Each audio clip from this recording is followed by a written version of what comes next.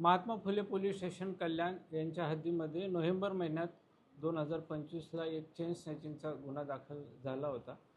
त्याच्यातली हकीकत होती की येथे जे फिर्यादी आहे सी जी राजन, हे रात्री त्यांचं हॉटेल बंद करून घरी जात असताना घराच्या खाली दोघांनी येऊन त्यांच्या गळ्यातील चेन ओढून घेतलेली होती आणि एक जण त्यांच्या पाळतीवर होता।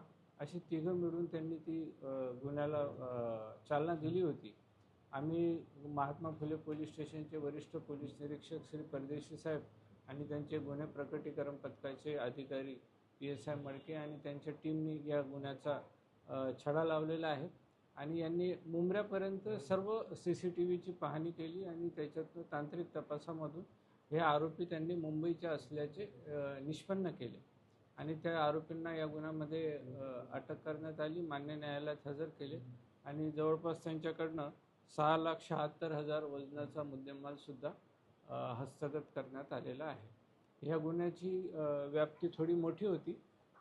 फार जास्त आम्हाला CCTVची पडताळणी करावी लागली। याच्यात मुंबईपर्यंतच्या आम्ही माहिती घेत मुंबईपर्यंत पोहोचलो आणि तेव्हा ह्या तिघा आरोपितांना अटक करण्यात आलेली आहे।